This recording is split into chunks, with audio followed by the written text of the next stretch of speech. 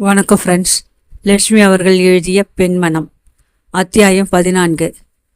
Rotten and CoWIN உள்புறம் பிரத்யேக அறைகளில் ஒன்றில் ஒருவரையொருவர் பார்த்தவனும் வெகு நேரம் ஜெகநாதனும் நாகலிங்கமும் வீற்றிருந்தனர்.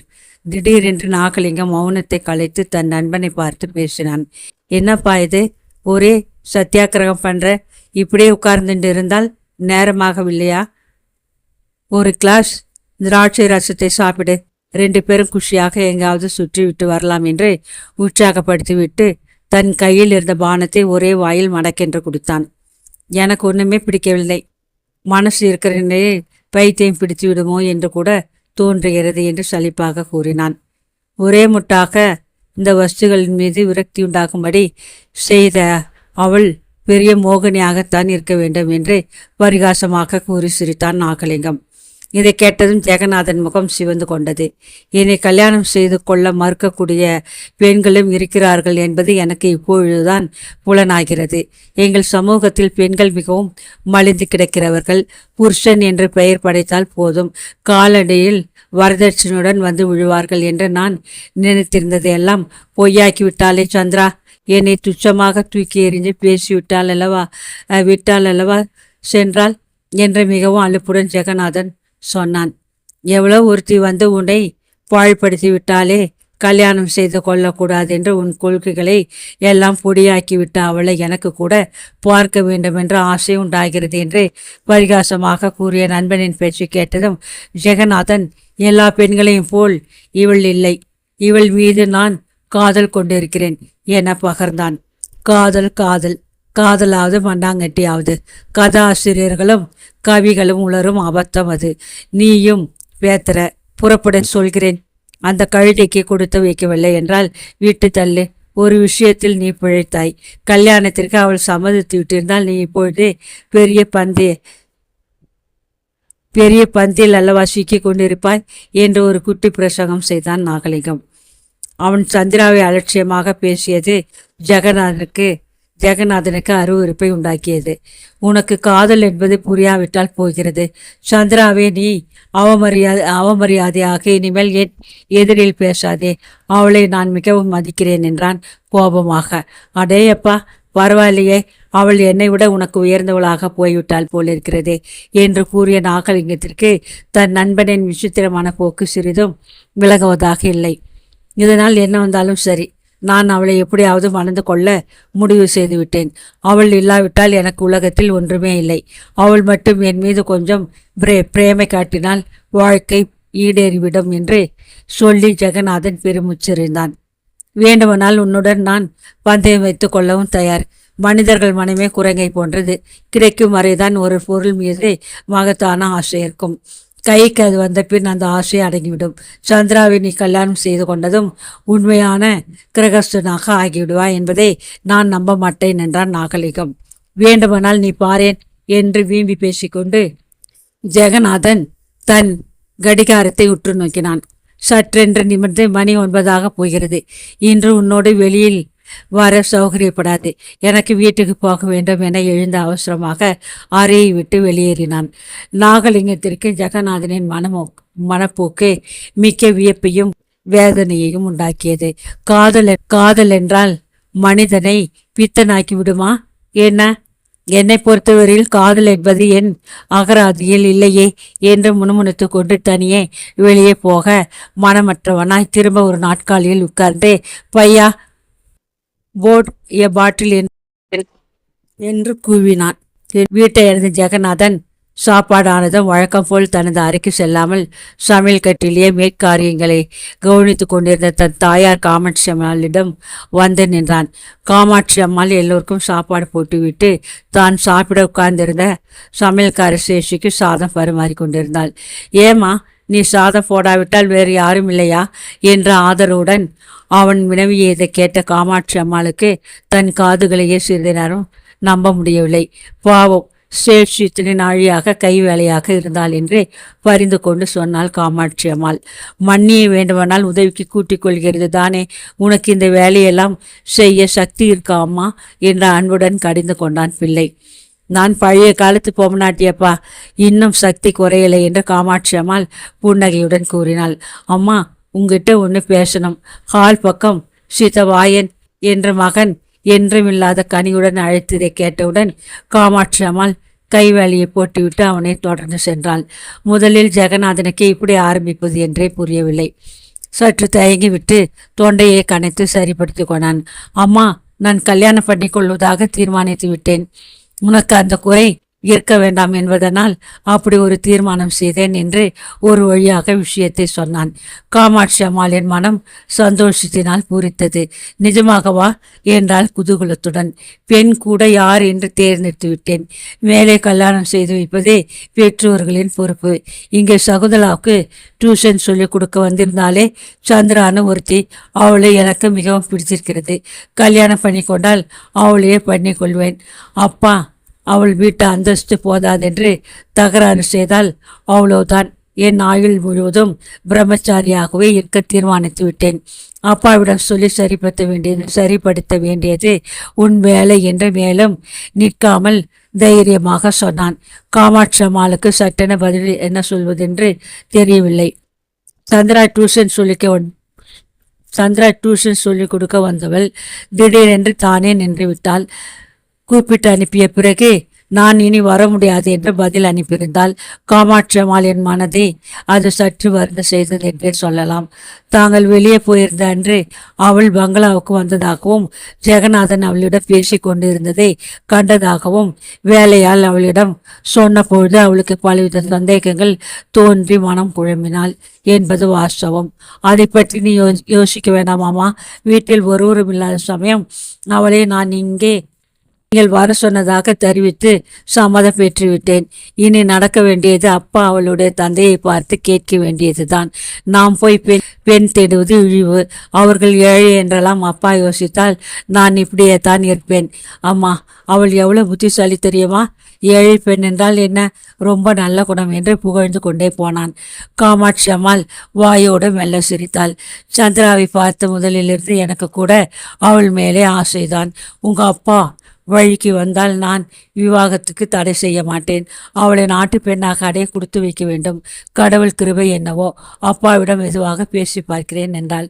அம்மாவை சுலபமாக காக்காய் பிடித்த மகிழ்ச்சியில் ஜெகநாதன் ஆங்கில பாட்டொன்றை பாடிக்கொண்டு மாடி ஏறினான். அத்தியாயம் 15. அம்புஜத்திற்கு தன் மன துயரங்களை வெளிப்படுத்தி எழுதியிருந்த நீண்டதான கடிதத்தை பலமுறை படித்துவிட்டு கடைசியில் தானே அதை சுக்கலாக கிழித்து வெறுப்புடன் எறிந்தாள் சந்திரா. தனது துயரங்களை எடுத்து கூறி ஒருவருடைய ஆறுதலை பெற அவள் இதுவரை முயற்சித்ததில்லை. நான் கஷ்டத்தில் இருக்கிறேன், என் மனம் கவலையில் ஆழ்ந்திருக்கிறது என்று ஒருவருடைய தயவையும் இன்று வரை கோரியதில்லை. இனி மட்டும் ஏன் பிறர் உதவியை நாட வேண்டும் என்று தன்னையே கடிந்து கொண்டவள் பெற்ற தந்தையே நம்பிக்கை இழந்தார் என்றால் வேறு யாரிடம் சொல்லிக் கொள்வது வெட்கக்கேடு என்று எண்ணியவளாய் சிலை போல் உட்கார்ந்திருந்தாள். அது சமயம் உள்ளே நுழைந்த கல்யாணராமையர் மிகவும் பரபரப்புடன் தென்பட்டார். பார்வதி, கொஞ்சம் தீர்த்தம் கொண்டு வா என்று உரத்த குரலில் என்றுமில்லாத அதிகாரத்துடன் அவர் கூவுவதை கேட்டு சந்திராவுக்கு ஆச்சரியமாக இருந்தது. பார்வதி ஒரு டம்ளர் ஜலத்தை கொண்டு வந்து மேஜை மீது நறுக்கென வைத்துவிட்டு, என்ன இப்போ தலை போகிற காரியமா? அவசரமாக கூப்பிட்டேலே என்றாள். நமக்கு நல்ல காலம் வந்திருக்குன்னா எனக்கே சொப்பன மாட்டமா தோன்றுது. நாகராஜையர் என்னை பார்க்கணும்னு சொல்லி அனுப்பியிருந்தார். போனேன். நம்ம சந்திராவை அவர்கள் பிள்ளை ஜெகநாதனுக்கு கல்யாணம் செய்து வைப்பதை பற்றி நமது அபிப்பிராயம் என்னன்னு எடுப்பிலேயே கேட்டார். எனக்கு இது உலோகமா கைலாசமான நிலை தடுமாறி போச்சு. எங்களுக்கு உங்கள் சம்பந்தம் கிடைக்க கொடுத்து வைக்க வேண்டாமான முகசுதியாக சொல்லிவிட்டு வந்தேன். மனுஷர் ரொம்ப காராராசாமி பிசினஸ் தோரணியில் தான் பேசினார். நாளன்னைக்கு வெள்ளிக்கிழமை பெண்ணை பார்க்க சம்பிரதாயத்திற்காக அவரும் சம்சாரமும் மற்றவர்களும் வருகிறார்களாம் என்றார். சந்திரா சங்கதியை கேட்டதும் திடுக்கிட்டாள். ஜெகநாதன் அவளை பலவந்தமாக மனம் புரிந்து கொள்வதாக அன்று பயமுறுத்துவதற்காக கூறினான் என்றுதான் நினைத்தாலே ஒழிய உண்மையிலேயே அதை நிறைவேற்ற செய்வான் என்று கிஞ்சித்தும் நினைக்கவில்லை. தொண்டையை கனைத்து கொண்ட கல்யாணராமையர், சந்திரா, அவர்கள் வெள்ளிக்கிழமை காலை வருவார்கள். கொஞ்சம் நன்றாகவே ட்ரெஸ் செஞ்சுட்டு தயாராயிரு என்றார். சந்திரா பல்லை கடித்ததும் அவள் முகம் ஆத்திரத்தினால் சிவந்ததையும் அந்த அறையின் வங்கிய வெளிச்சம் வெளியிட சக்தியற்று இருந்தது. நான் நாகராஜர் பிள்ளையை கல்யாணம் பண்ணி கொள்ள போவதில்லை அப்பா, அதனால் அவர்கள் என்று சந்திரா பதட்டத்துடன் ஆரம்பிப்பதற்குள் கல்யாணராமையர் இடத்தை விட்டு துள்ளி குதித்தெழுந்து, நிறுத்து உன் அழுத்தத்தை, உன் இஷ்டப்படி எல்லாம் இனி நடக்கும் என்று நினைத்து கொண்டிருக்காதே. உன்னை பெற்ற அப்பன் மடையன் என்பது உன் எண்ணமா என்ன? உன்னை பற்றி ஏற்பட்ட பழி இந்த கல்யாணத்தோடையாவது மறையட்டும். இதை விடவும் ஒரு வாக்கியம் நமக்கு உண்டா? இது விஷயத்தில் உன் இஷ்டத்தை நான் கேட்கப் போவதே கிடையாது. வாயை மூடிக்கொண்டு நான் சொல்வதை கேட்டால் நீ என் பெண், இல்லாவிட்டால் வீட்டை விட்டு இப்போதே வெளியே போய்விடு என்று கர்ஜித்தார். தந்தையின் சீற்ற மொழிகளை கேட்ட சந்திராவுக்கு பதில் சொல்ல வாய் எழவில்லை. துக்கம் நெஞ்சை எடுத்து கொண்டு வந்து ஒரு பெரும் விமலாக வெளிப்பட்டது. இந்த அழுகை ஜாலம் இதெல்லாம் இனிமேல் என்கிட்ட பழிக்காது. இப்போவாவது உங்க அப்பாவுக்கு உங்ககிட்ட தைரியமாக பேச வந்ததே, அதுவே போதும் என்று சந்திராவை நோக்கி ஒரு அதட்டல் போட்டுவிட்டு போனாள் சித்தி. திடீரென நினைத்து கொண்டவர் போல் கல்யாணராமையர் கூடத்தரைக்குள் தம் தலையை நீட்டி இருட்டில் மறைந்து நின்று கொண்டிருந்த தமது மகளிடம், சந்திரா, உனக்கு இதை விட நல்ல வரன் கிடைக்கவே கிடைக்காது. வலுவிலே வரவிருக்கும் ஸ்ரீதேவியை தள்ளாதே. உன் தங்கை கமலிக்காகவும் உன் அப்பாவின் குடும்ப கௌரவத்திற்காகவும் நீ கட்டாயம் ஜெகநாதனை மணந்து கொள்ள வேண்டும் என்று கூறிவிட்டு அவள் பதிலை எதிர்பார்க்காமலேயே வாசல் பக்கம் நடையை கட்டினார். சந்திராவுக்கு அன்றிரவு தூக்கமே வரவில்லை. ஜெகநாதனின் மனைவி ஆவதா?